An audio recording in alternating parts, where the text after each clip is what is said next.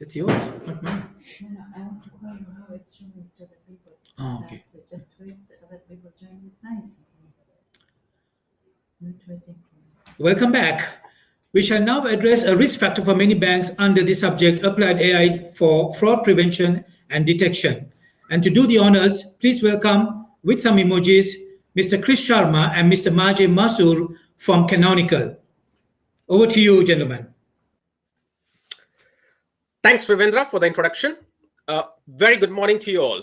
I'm Kris Sharma, Financial Services Sector Lead at Canonical. I'm joining you today from United Kingdom, along with my colleague Maciej Mazur, AI/ML Product Strategy Manager, who is joining us from Poland. Thanks to Oman Data Park and Oman Banking Association for organizing this event. It gives us immense pleasure to be here with you all and share insights on how open source AI/ML solutions can assist banks in fraud prevention and detection. The Sultanate of Oman has positioned itself as one of the most recognized countries for open source expertise in the Gulf Cooperation Council region. Free and open source software initiative in Oman was launched way back in 2010 with a broad objective to encourage innovation and boost industry adoption of open source technologies. Open source is everywhere. A recent report by the Linux Foundation and the Lab for Innovation Science at Harvard highlights that open source constitutes 80% of any given piece of modern software. Open source is driving innovation from cloud to the edge. Too many areas to list on one slide. Linux has won the operating system battle, and open source is increasingly being adopted by enterprises across industry sectors, including financial services. We are all aware of the benefits for using open source that include better economics and lower total cost of ownership, improved flexibility leading to enterprise agility, higher business value driven by innovation and faster time to market, simplified integration with the wider ecosystem, and no vendor lock-in. So a brief intro to Canonical. Canonical is the publisher of Ubuntu, the leading Linux operating system for container, cloud, and hyperscale computing. Canonical provides enterprise security, support, and services to commercial users of Ubuntu and other open source technologies. Established in 2004, Canonical is a privately held company with close to 700 employees based in more than 50 countries. Ubuntu and other open source technologies from Canonical are driving innovation and delivering business value across the full spectrum of the compute continuum, right from public cloud to private cloud to edge computing that includes microcloud and Internet of Things. Ubuntu is the #1 operating system in the cloud and the leading container host operating system. A lot of global institutions are using Ubuntu in the cloud and on-prem. Financial institutions choose Ubuntu to scale innovation and drive down the open source operating costs. Ubuntu was recently voted #1 operating system for OpenStack deployment in the OpenStack user survey that is organized by Open Infrastructure Foundation. Now let's look at the topic for today, fraud. In this digital age, financial crime against banks and other financial institutions is accelerating rapidly. Fraud prevention now represents one of the biggest concerns for the financial services industry, as a typical organization loses 3 to 5% of their revenues to fraud each year. Let's take a look at the numbers. The Nielsen report states that financial fraud losses globally has been to the tune of $29 billion. KPMG Global Banking Fraud Survey found that over 60% of the respondents globally experienced an increase in the fraud volume, and greater than 50% increase in the fraud value. And these are big numbers. The fraud risks are evolving with the digital transformation that is happening around all of us. Now, criminals are getting smarter. They're getting more sophisticated. So what are the top threats? The top threats include the cyber online fraud, scams, impersonation fraud, and the card not present fraud. These are some of the key top frauds that financial institutions are facing. In the recent past, billions of customer data records have been in the public domain due to cybersecurity breaches at trusted global brands. Now, cyber-related fraud risk is the most significant challenge faced by financial institutions. In an interconnected world that we live in, whilst a data breach that may relate to one company in one particular country might relate to individuals that are actually across the globe. And through these data breaches, cyber criminals are able to get hold of vast quantity of information about the customer, which can then be used to facilitate identity theft, social engineering fraud, and unauthorized push payments, where personal data is used to gain a customer's trust or facilitate the takeover of the customer accounts. Now, banks globally are seeing an increasing trend in scams. Fraudsters are manipulating and coercing customers into making payments to them, bypassing the bank controls. Now, let's look at open banking. Now, open banking is considered another significant threat in fraud risk by banks, because banks across the globe are opening their doors to third parties to access their customer data. Financial institutions need a paradigm shift in their approach to mitigate fraud risk. The existing fraud detection and prevention solutions within financial institutions are too fragmented, and they will struggle to deal with the evolving fraud risks.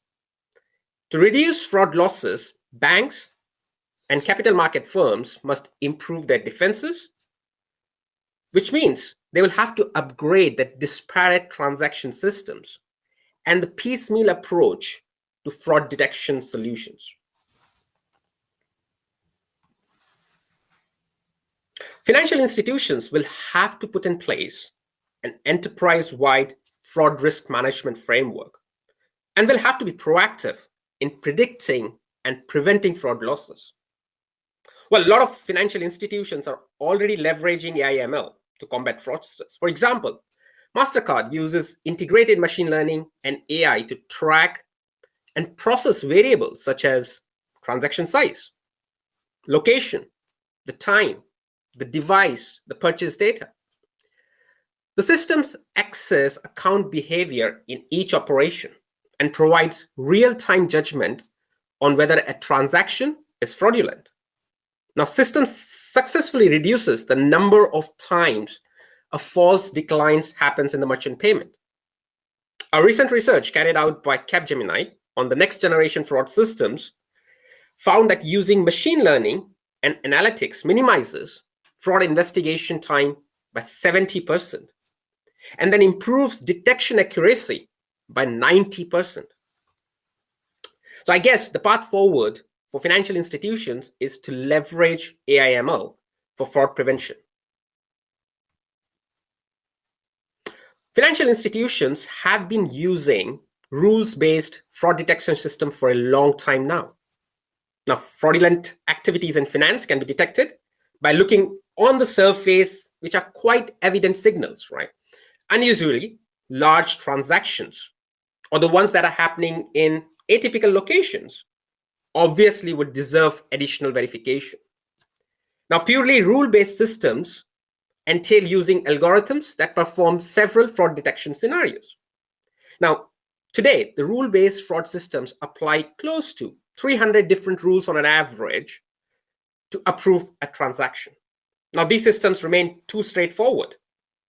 And what they require is adding or adjusting scenarios manually, and detecting implicit correlations is definitely a challenge. And on top of that, the rule-based systems often use legacy software, that can hardly process real-time streams of data, which is critical for the digital space that we live in. So what's needed? Dynamic rules with self-improving algorithms and the fraud detection systems that are intelligent. They are scalable and they're able to prevent fraud in real time. So let's look, the focus for the banks and financial institutions will have to be moving from fraud detection to fraud prevention. Banks will have to get better at fraud prevention. And machine learning-based fraud detection systems will be able to decipher subtle, hidden events in the user behavior that may not be evident, but signal possible fraud. So here is a high-level view of machine learning. And in this example, it's about supervised learning. So where does this begin, right? It begins with understanding the data set and making sense of it. The data needs to be processed, and it has to be in the right format, and which is in machine learning language, is called feature engineering, for it to be ingested into a system to algorithmically discover those hidden patterns. Now, the generalized machine learning model to identify those patterns will lead to detection of the fraudulent transaction versus whether it's an honest transaction. And this is binary classification, right? Either it is fraudulent or it's an honest transaction. So it's a binary classification model, which is based on the data that you receive, and that data is referred to as training data. So with multiple iterations, the model is improved and ensuring that the model is a good journal model that can be applied to the data which you have not seen. And that will help banks to make better predictions and prevent fraud. Now, it's clear machine learning allows for creating algorithms that process large data sets with many variables and help find hidden correlations between user behavior and the likelihood of fraudulent actions. Another strength of machine learning systems compared to the rule-based ones is faster data processing and less manual work. So at this point, I think to talk more about machine learning operations, and why Canonical, I'll hand it over to my colleague, Maciej Mazu. Over to you, Maciej.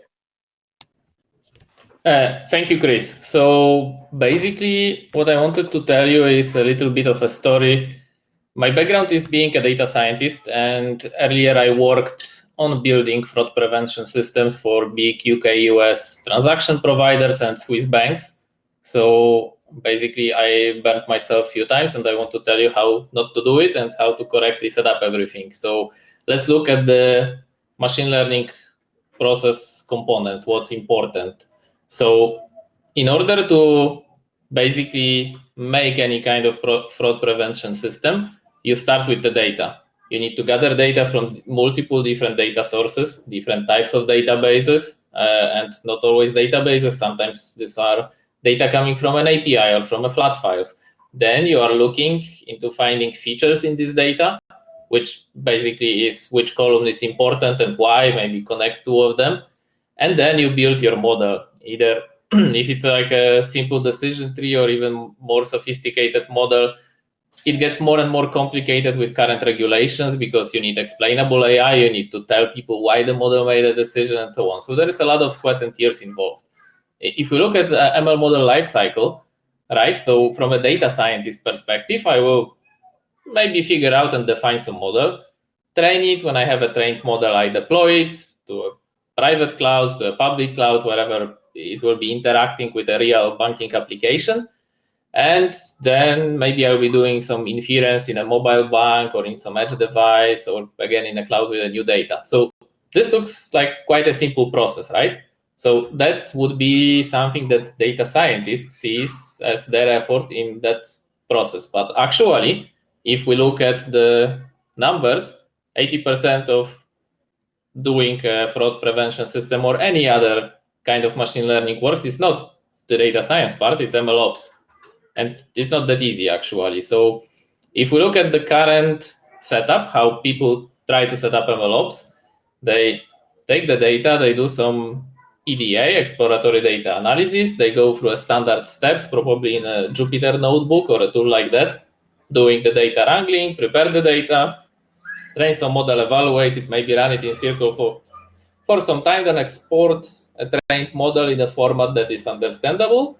They put it on some storage, usually like an S3 blob or a partition somewhere in the local file system, and then say, okay, goodbye, I did my work. And the guys on the other side from the DevOps team or IT and operations, they just take a model and serve, which is almost never working, this kind of setup. And it's completely wrong because you don't get any feedback from the real field. It's not well tested. You don't get reproducibility. You get a bus factor 1. You lose your data scientist. You lose entire work. So that's something that definitely you should not be doing. If you look at proper MLOps, continuous integration, continuous delivery pipeline, what you actually need to build is 3 different environments. It can be in one environment, but basically 3 separate processes. One is for the experimentation, where you take the data and you have a defined path and the process in forms of either a QFlow pipeline or any other tool that allows you to design the step-by-step process. And then whenever the experimentation is finished, the source code goes to a source repository.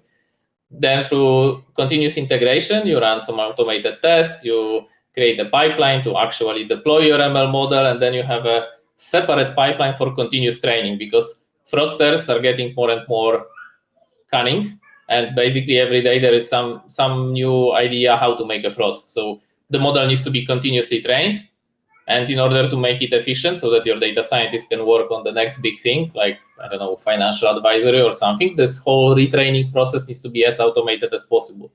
We even went into the efforts with the Swiss bank to actually make interviews with some fraudsters from Belarus and Russia, and they gave us some hints of how they are doing things, of course, like anonymous interview and this kind of things, and we included that feedback into the continuous training process. So there are a lot of efforts being done in order to automate it.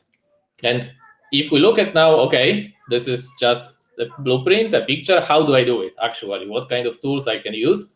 So basically, all large-scale compute is moving to Kubernetes, because this is a common language, like English in business. If you have a Kubernetes, like a container, you can put it on a private cloud, you can put it on a public cloud, you can even put Kubernetes-based infrastructure on the Raspberry Pi with microcade. So basically, from the beginning to the end of Compute Continuum, you can do it. And obviously, since we are the guys who created Ubuntu, we will be looking at the open source MLOps platforms, which are available. And currently, the best one on the market that there is QFlow. QFlow is a project which was started by Google and now is contributed as an open source one to the community. And it's basically an integrated thing. It's not the full MLOps tool. QFlow is a tool to build these pipelines. So when I show you this colorful graph of what steps are in the process, you can actually express this kind of pipeline in a code. And QFlow is the tool for that. So if we look at the QFlow components, besides the pipelining itself, it has also the serving components if you need to serve the model, supporting most popular serving platforms. You get your monitoring and standard LMA stack, like logging, monitoring, and alarming. And you get your additional ML tools like TensorBoard, for example. You get your additional hyperparameter tuning and this kind of things. So what's important with QFlow is that we as Canonical also contributed to community a thing called charms. And charms are basically a way how Juju is working, and you have your software-defined infrastructure. So Kris, you can switch the slide. Yeah, exactly. So what Juju is a model-driven operations tool. So basically, you can describe how the model of application looks like, because every MLOps pipelines is different. So if I get a project, I need QFlow, but I would also like Seldon, and I would like MLflow for my model registry, and maybe I need a Kafka connected to it because I have some real-time data stream. Okay, I draw this model, and thanks to the fact that Juju works well with VMs and with Kubernetes, you can even connect it to some legacy database, which is installed in form of a VM, and you can orchestrate the entire thing so that all of those relations are defined and you can repeatably install the same environment into many different places. So that's basically one of the biggest barriers in the AI implementation, and that's why we are trying to solve it. So if we look at the Gartner studies, they say that the second biggest thing is basically the complexity of AI solution integration. So that's exactly what Juju is solving. So the software integration is slow and hard, and you can feel stuck with it. And that's why we basically created the tool called Juju. Juju is not used only for QFlow. So the charmed MLOps is just one use case, and you can build QFlow plus additional MLOps tools for your infrastructure, and you can deploy it into all major public clouds. You can deploy it on OpenStack. You can deploy it on Kubernetes and on-prem. And what's the most beautiful thing is that you go to our website and you can download it and just use it. This is an open source software. There is no additional costs related to it. You can just try it after this event, download it, and install. There are some bundles already prepared, like small, medium, and large QFlow bundle. So that's something available to you already. And that's why we think that Canonical and open source software in general can do a lot in the finance industry. So now giving the voice back to Kris to tell you why exactly we are present in that industry and what we are doing as our company is offering. Thank you, Matej. So why Canonical? So we touched upon the fact that there are multiple elements of machine learning. There are various stages. So you would have to experiment with the models. You would have to train your models consistently with the new set of data using GPUs. And then you deploy your models for inference. Now, Ubuntu is present and can be leveraged across that entire life cycle, right from experimentation down to inference where you have actually deployed your model. So Ubuntu is the platform to power your enterprise AI/ML. As I was actually mentioning earlier, the enterprise continuum is right from public clouds because you could actually deploy your workloads on the public cloud. As most financial institutions are moving towards hybrid cloud, they are going to leverage both public clouds as well as the on-prem private cloud. And then also, if you are in the branches, you might actually deploy and use microclouds for inference. If you look at it, I think you would find that there are, in simplistic terms, you need the infrastructure, and then you have got the app layer on top, where we picked up an example of the most popular MLOps application, QFlow. And as Maciej was saying, I think in that environment, the whole landscape will involve multiple applications. So essentially, what you really require is an organization, an open source company that can help you tackle both the application layer, the infrastructure layer, and gives you that flexibility of deploying your application, implementing and experimenting with your ML models in any space and any substrate that you want to use. Whether you're using OpenStack, you're having Kubernetes environment, the underlying infrastructure layer, and the support for the applications is what Canonical provides. The entirety of the full stack at one price. And I think it's the simplicity of having a single point of contact, a single vendor that is able to provide you the capabilities that you require to build and use AI/ML within the organization. So just to tell you a little bit on the technical side again. So we are collaborating with NVIDIA as they are the biggest provider of the GPUs. And as you know, GPUs are heavily used in machine learning, mainly to the fact that they are really good with multiplying matrices, because your screen is basically a big matrix of different colors. So GPUs were optimized for that, and that's why they are very useful for AI/ML. So together with NVIDIA, they chose us as the partner operating system because almost 90% of data scientists are actually working on Ubuntu. So we are the main target environment for ML engineers and data professionals. And we built a thing called data science stack. So together we created an optimized setup from the operating system to NVIDIA drivers and the CUDA, which is basically additional NVIDIA libraries, which every other things in this space are built upon, and the top level open source libraries like TensorFlow, PyTorch, OpenCV, and so on. So all of that is built into one cohesive environment, and we even collaborate with laptop vendors. So if you buy a data science dedicated laptop from Dell, HP, or this kind of guys, you can get a full data science stack installed. So you basically buy a new laptop, open Delete, and everything is there waiting for you. And what's the beauty of it? All of it can nicely integrate with the on-prem and on the cloud infrastructure that users want to. So that would be all from us. And I would be also interested to hear from you guys. What's your AI/ML strategy? And if you have any questions. Yes, thank you, gentlemen. Looks like your audience loves Ubuntu. We can see the emojis flowing your way. So that's good news.